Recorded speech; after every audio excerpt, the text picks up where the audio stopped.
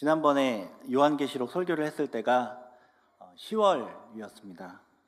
그때 오늘 우리가 읽은 말씀을 이렇게 7절, 8절 말씀을 읽고 모두 전하려고 했으나 7절을 전했는데 시간이 다 되어서 8절은 전하지 못하고 오늘 이어서 8절 말씀을 전하려고 합니다. 이제 시간이 2달이나 지났기 때문에 전의 내용이 전혀 기억나지 않으시겠죠? 저도 기억이 나지 않아서 간단하게 이제 요약을 하면, 우리가 지금 인사했던 것처럼 구름 타고 오실 주님을 바라보는 것, 거기에 대해서 이제 말씀을 드렸습니다.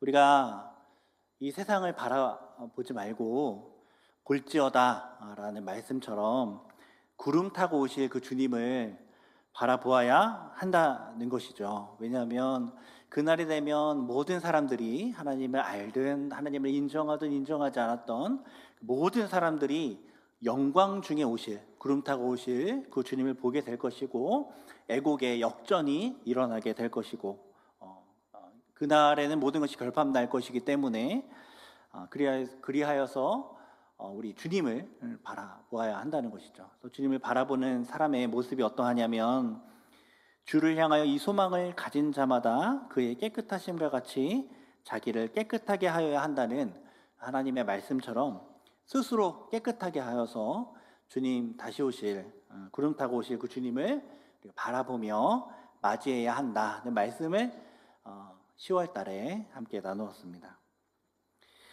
그리고 이제 오늘 그 뒤에 이어지는 8절의 말씀을 보는데요, 8절 말씀은 하나님에 대하여 소개하고 있습니다.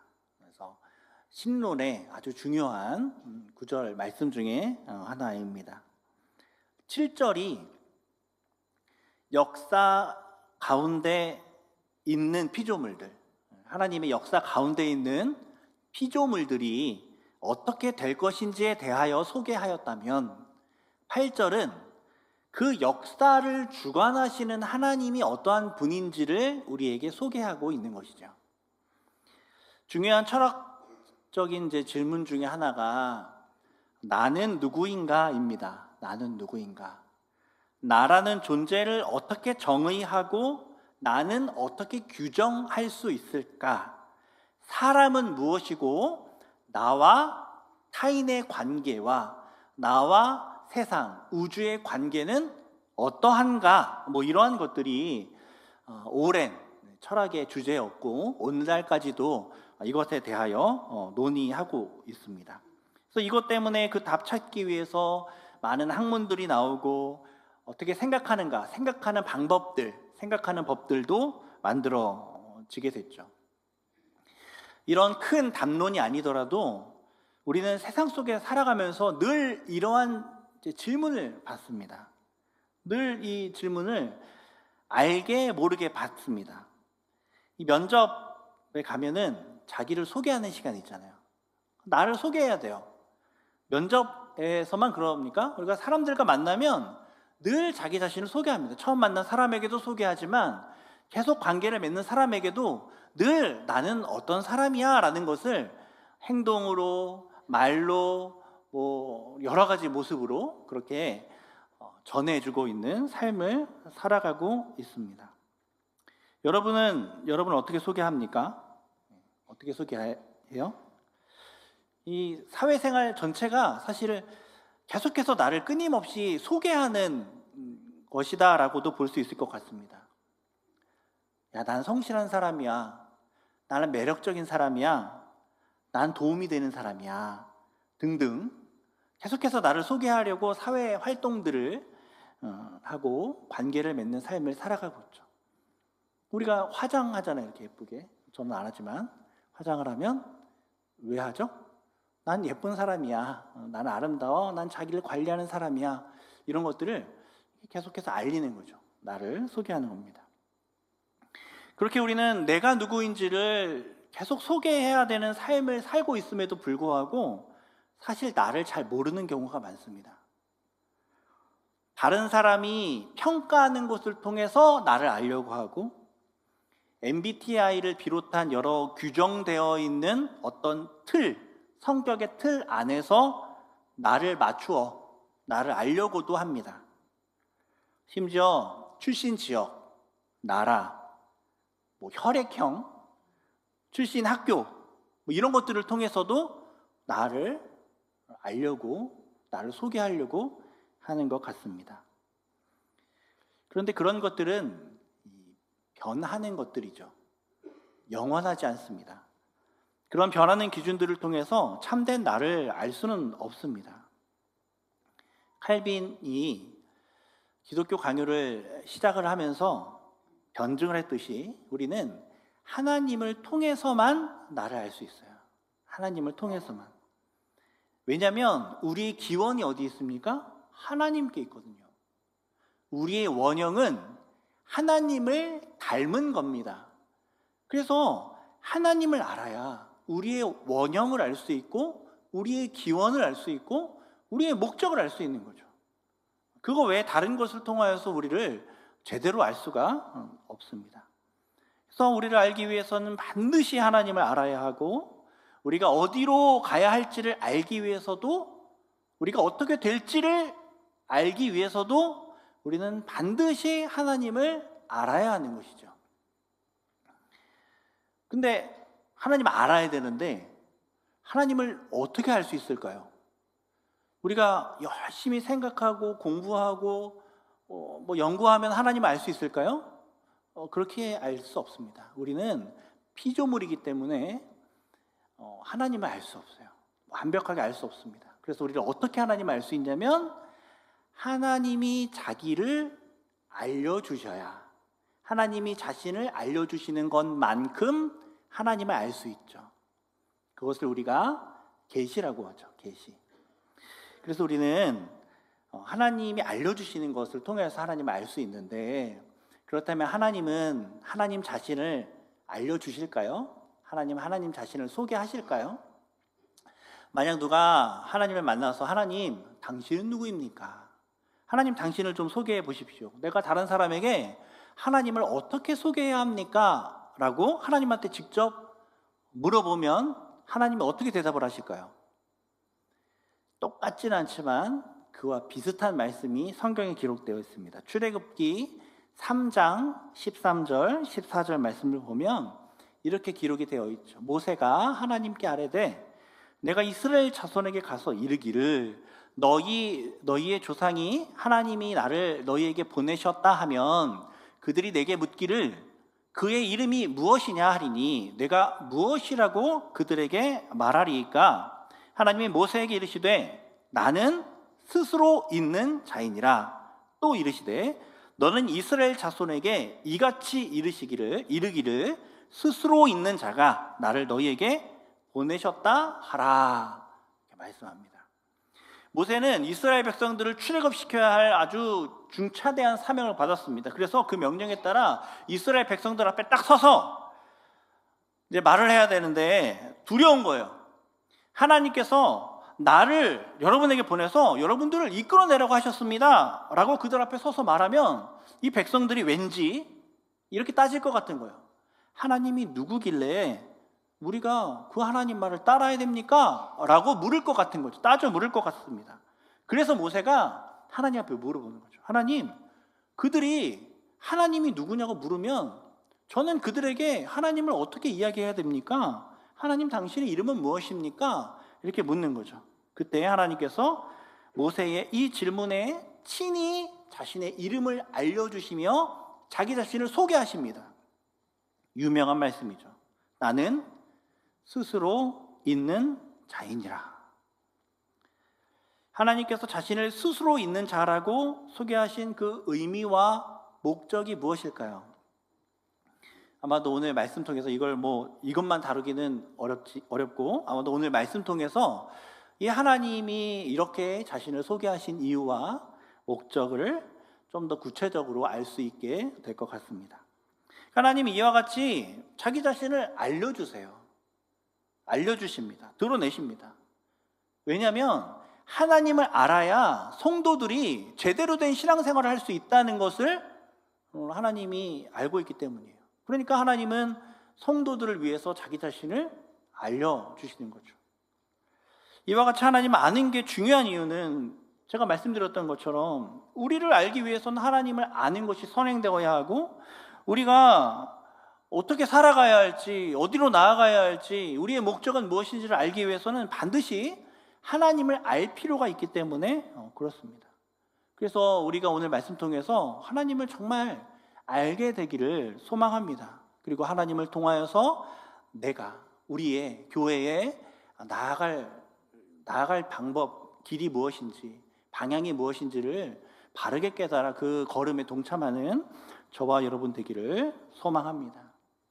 특별히 오늘 말씀은 이 문맥 안에서 이 하나님의 소개가 마지막 때를 살아가는 우리 성도들에게 우리가 참된 삶을 살아갈 수 있는 힘과 위로가 되는 하나님 자신의 소개라 할 수 있습니다.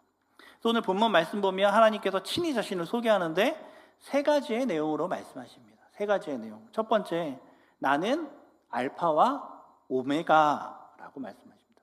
나는 알파와 오메가다.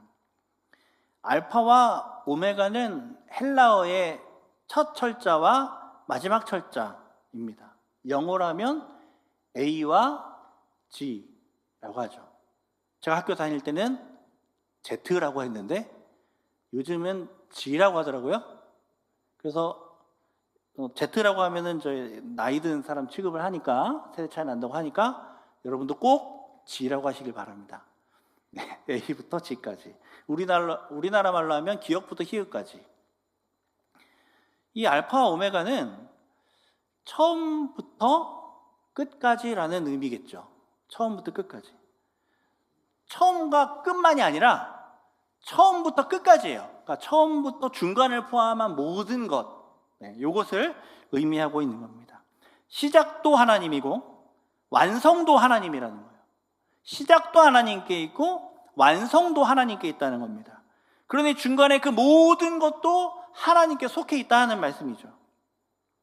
말씀을 준비하면서 하나님께서 왜 지금 이 마지막 때를 살아가고 있는 이 교회를 향하여서 하나님 자신을 알파와 오메가라고 표현을 하였을까 묵상해 봤습니다.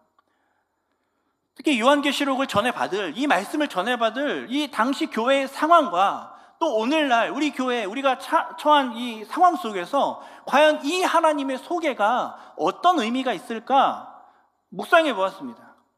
여러분, 처음과 끝 모두의 주관자가 되시는 그 분이 하나님이라는 것이 오늘날 우리에게 어떤 의미가 있을까요?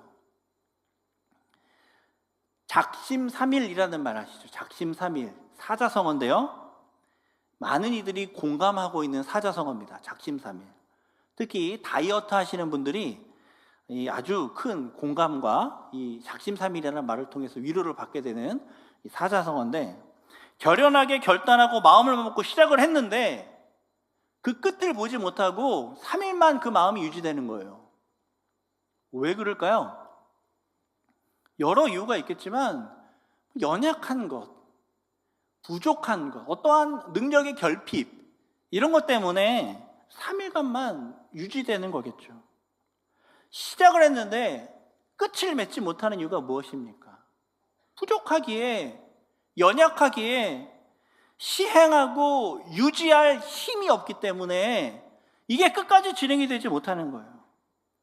시작과 끝의 주관자가 되신다는 것은 이 모든 것을 의미 있게 하고 이 모든 것을 완벽하게 매듭 지으실 능력이 우리 하나님께 있다는 겁니다. 시작을 누가 했어요? 하나님이 했다고요. 하나님이. 지금 중간이잖아요. 중간이 지금 누가 하고 있어요? 하나님이 하고 계시다는 거예요. 끝, 누가 끝맺습니까? 우리는 끝낼 힘이 없지만 하나님이 끝낸다는 겁니다.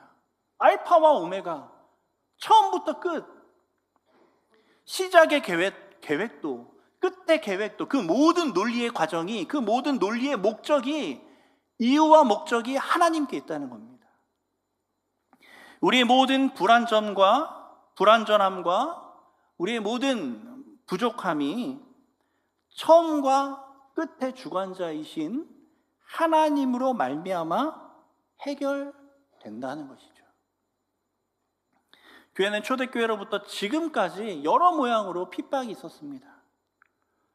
외부적인 핍박도 있었고 안에서도 얼마나 내분이 많았는지 모릅니다. 믿음만 없었다면, 교회만 안 다녔다면 피해갈 수 있었던 다툼과 불화가 있어요. 성도가 아니라면 당하지 않을 수 있었던 손해와 억울함이 있습니다. 주님 오신다 그랬는데 아직 안 오셨어요. 이해가 안 됩니다. 왜 안 오시는지. 주변의 조롱은 여전합니다. 사람들이 손가락질하는 거예요. 과연 지금 이 상황이 무슨 의미가 있는가? 이게 하나님의 역사인가? 하나님이 하나님의 뜻대로 정말 하고 있는 게 맞는가? 여러 생각이 들 수 있습니다. 그런 성도들을 향해 하나님이 지금 말씀하시는 거죠. 난 알파와 오메가라고. 내가 처음이자 끝이다라고 말씀하는 겁니다. 이 일 시작하신 분도 완성하실 분도 우리 주님이십니다. 내가 이 역사를 시작하였다. 내가 이 역사를 완성할 것이다. 이것이 그냥 흘러가고 있는 역사가 아니라 하나님의 시작과 하나님의 완성이 있을 역사다라고 말씀하고 있는 겁니다. 7절에 볼지어다 그가 구름을 타고 오시리라. 각 사람의 눈이 그를 보겠고 그를 찌른 자들도 볼 것이요 땅에 있는 모든 족속이 그로 말미암아 애곡하리니 그러하리라. 아멘이라고 말씀했을 때 함께 아멘이라고 하지 못할 그 사람들에게 하나님 자신을 소개하여 함께 아멘에 동참하게 하는 겁니다. 알파와 오메가인 하나님을 알려주고, 그래서 그들이 지금 불안해서 이 세상만 바라보고 있는데 이 하나님을 알고 이제 그 믿음으로 하나님을 바라보기를 원하는 심정으로 하나님이 이러한 소개를 해주고 있는 것 같습니다. 하나님을 아는 지식으로 아멘하는 저와 여러분 되기를 소망합니다. 두 번째로 하나님은 어떻게 소개하냐면 자신이 이제도 있고 전에도 있었고 장차 올 자라고 이제 소개를 하시죠. 첫 번째 소개는 알파와 오메가라는 양극단의 알파벳을 통해서 하나님이 이 모든 역사의 주관자라는 것을 알려주셨다면, 두 번째 소개는 하나님의 존재를 통하여서 하나님이 이 역사의 주관자라는 것을 소개해 주십니다. 알파부터 오메가까지 처음부터 끝까지의 모든 논리적인 과정이, 이 모든 것이 하나님의 뜻이라고 알려주시고, 이제 시간의 모든 과정 속에서 영원 전부터 영원 후까지 영원까지 이 모든 과정 속에서 하나님이 있다라고 말씀해 주고 있는 거예요. 존재한다 말씀하는 거죠. 모세에게 나는 스스로 있는 자라고 말씀해 주신 것처럼 같은 의미로 지금도 앞으로도 예전에도 존재하실 분이다 말씀하고 있는 겁니다. 여러분, 우리가 인지하든 인지하지 못하든 하나님이 존재하고 계시고 존재하셨고 임재하실 것을 믿으실 수 있기를 바랍니다. 여러분, 지금 한 해를 마무리하는 12월이죠. 한 해를 돌아봅시다. 우리의 한 해 하나님이 우리 삶에 존재하셨습니까? 존재하지 않으셨습니까? 우리가 인지하든 아니든 상관없이 하나님 계셨습니다. 하나님 계셨어요. 늘 계셨습니다. 세상 그 무엇도 하나님의 계심에, 하나님의 존재에 영향을 줄 수 있는 것이 없습니다. 왜냐하면 하나님은 스스로 계신 분이고 영원 전부터 영원까지 계실 분이고 아무 것에도 영향을 받지 않는 지존자이시기 때문에 그렇습니다. 아무것도 없을 때 하나님 계셨어요. 모든 것이 완성될 때 하나님 계십니다. 하나님께서 하나님의 계심을 우리에게 알려주시는 이유가 무엇일지 묵상해 보았습니다. 한참을 묵상했어요. 하나님이 계시다는 것, 이것을 우리에게 왜 알려주실까? 아마도 초대교회 성도들이 이 말씀을 들을 때, 이 하나님이 계시다라는 말씀을 들을 때 어떤 위로를 받았을까 생각해 보니까 하나님의 동행하심을 떠올렸을 거다라는 생각이 들었습니다. 왜냐하면 지금 이 초대교회 이 성도들은 세상 사람들에게 주님이 어디 계시냐라는 질문을 듣고 있기 때문에 그래요. 오신다고 약속했던 그 주님 왜 아직도 안 오시니? 너희들이 당하고 있는 그 억울함과 경제적인 궁핍함과 사회적인 고립과 가정의 붕괴와 교회의 어려움, 하나님은 어디 계시니? 라는 질문을 늘 그들은 들었을 것 같습니다. 젊은이들이 교회를 떠나가고 예배에 대한 감격의 눈물이 말라가고 기도의 응답이 늘 뜻대로 이루어지지 않으며 교세가 줄어들고 교회의 영향력이 사라져가는 이 현상들이 마치 하나님이 계시지 않은 것 아니냐라고 우리에게 묻고 있는 것 같기도 합니다. 그래서 미래가 두렵고 현재가 불안하고 기쁨이 사라지고 앞길이 깜깜하고 절망이 찾아오고 있는 중인지도 모르겠습니다. 그런 성도들을 향해 하나님께서 자기를 알려주시는 거죠. 내가 있다 그 말입니다. 내가 있다. 내가 존재한다. 내가 언제나 함께 있다. 그러니 우리는 이 절망을 이겨내기 위해서 허공에 손을 뻗어서 허망하게 휘적거리지 말고 분명히 존재하신 우리 하나님의 손을 붙잡아야 할 것입니다. 신앙의 위기는요, 삶 속에서 하나님의 동행을 인지하지 못할 때, 하나님의 동행을 경험하지 못할 때 생겨나게 됩니다. 아프고 힘들고 외로운 것이 우리를 힘들게 하는 것이 아니라 그때에 하나님이 함께 계시지 않다라고 여겨지면 그제서야 우리가 힘든 겁니다. 하나님이 함께 하심을 경험하는 성도는 행복합니다. 온갖 결핍 가운데 있어도 하나님이 함께 하심을 경험하는 성도는 행복합니다. 그러나 풍요와 성공 가운데 있어도 삭개오는 하나님을 찾아야 했습니다. 전쟁에서 승승장구하던 다윗도 금식하며 하나님을 찾아야 했고, 최고의 지혜를 가지고 있었던 솔로몬도 하나님을 찾아야 했습니다. 우리도 마지막 때를 살아가며 우리 하나님의 동행을 기억해야 합니다. 하나님의 존재를 붙잡아야 합니다. 마지막 세 번째로 하나님께서 소개하시는 것은 전능한 자죠. 전능한 자. 하나님께서 이 모든 역사의 처음과 마지막이 되시고 이 모든 역사의 처음부터 끝까지 동행하여 주실 것이다 라고 말씀하신 후에 이제 하나님께서 하나님의 전능하심을 우리에게 계시해 주십니다. 사실 이 전능하심이 전제되어야 앞에 두 가지가 우리에게 유익이 될 수 있거든요. 여러분, 부족한 자가 시작과 끝을 계획한다면 어떻게 되겠습니까? 망하겠죠. 부족한 자가 함께 있으면 뭐 조금의 위로는 되겠지만 참된 위로와 힘이 될 수는 없을 겁니다.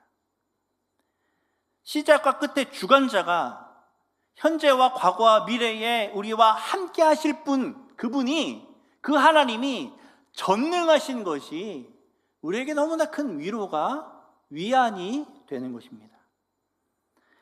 신약 성경에요, 이 전능하신 하나님이, 전능이라는 이 단어, 전능하신 하나님이라는 이 표현이 몇 번 나오냐면 10번 나오거든요. 근데 고린도후서 6장 18절을 제외하면 나머지 9번은 전부 요한계시록에만 나옵니다.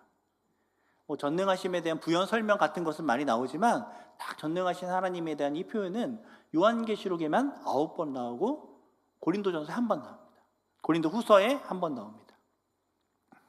그만큼 이 요한계시록 마지막 때를 살아가는 성도들에게 하나님의 전능하심을 믿는 것이 참으로 중요하다는 것이죠.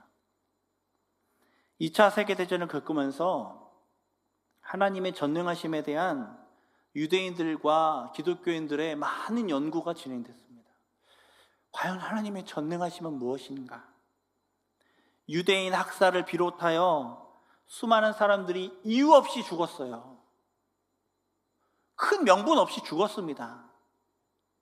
옆에 있는 사람들이 잘 믿던 사람도 하나님, 기독교를 국교로 믿고 있는 그 나라들 사이에서 전쟁이 일어나 정말 명분 없이 수많은 사람들이 죽었습니다.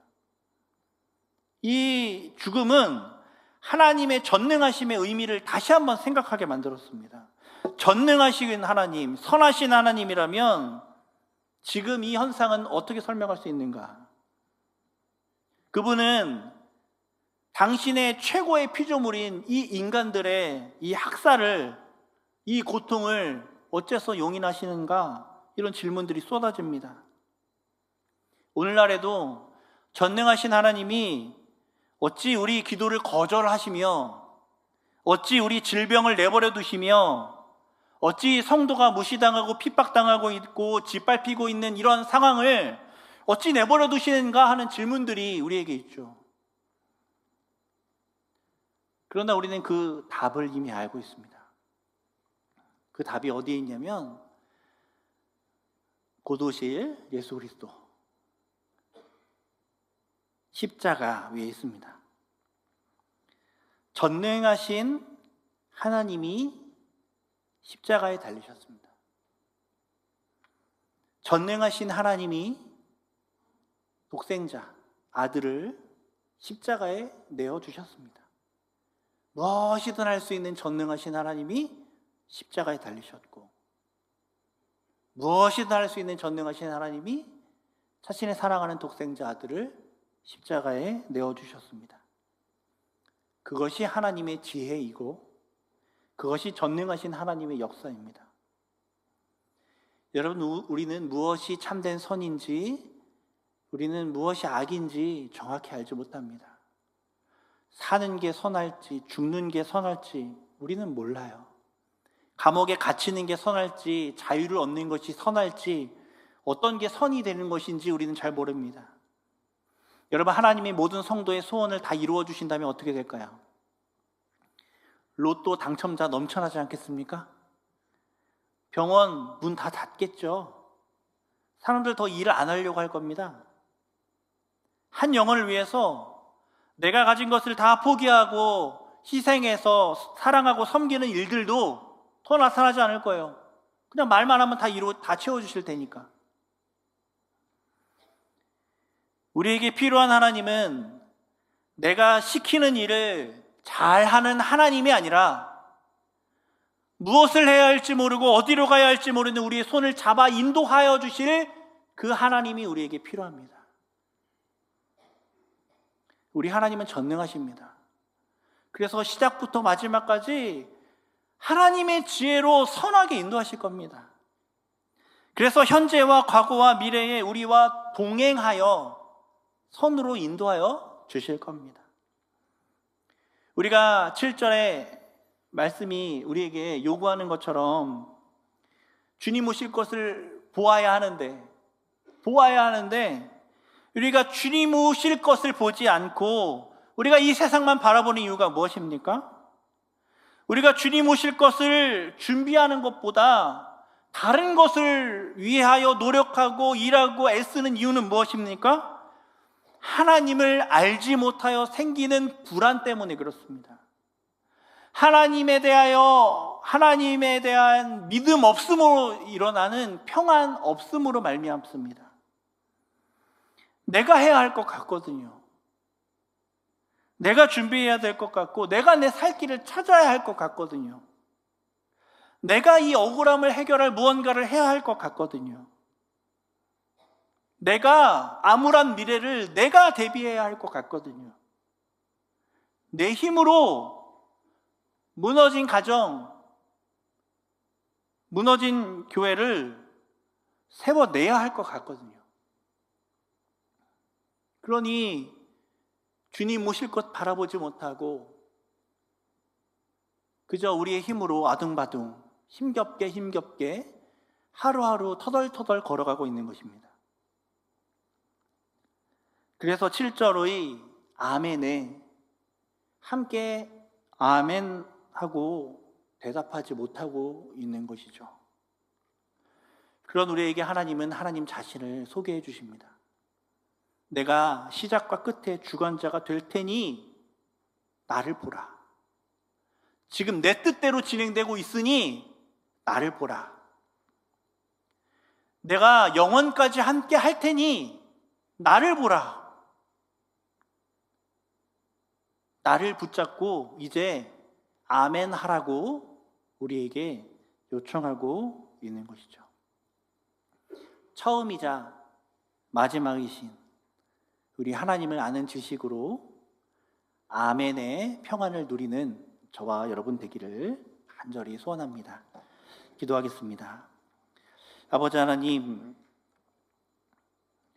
힘겨운 하루하루를 살아가고 어려운 시대를 살아가고 있는 우리를 긍휼히 여겨주시고 이 땅 가운데 찾아오셔서 우리에게 말씀하시고 동행하여 주시고 인도하여 주셔서 우리가 하나님의 거룩한 자녀로 살아갈 수 있도록 주님을 붙잡아 주시고 역사하여 주옵소서. 주님, 우리가 귀한 말씀을 우리 마음 가운데 새기게 하여 주시고 그래서 우리가 좌로나 우로나 치우치고 이리저리 방황하지 않게 하여 주시고 오직 살아계신 하나님 붙잡고 마지막 날 바라보며 다시 오셔서 심판하실 그 주님 바라보며 오늘 하루를 평안과 기쁨 가운데 살아갈 수 있도록 은혜 베풀어 주옵소서. 말씀하신 주님께서 우리의 삶 가운데 우리 교회 가운데 이루실 줄 믿고 감사드리며 예수님 이름으로 기도드립니다. 아멘.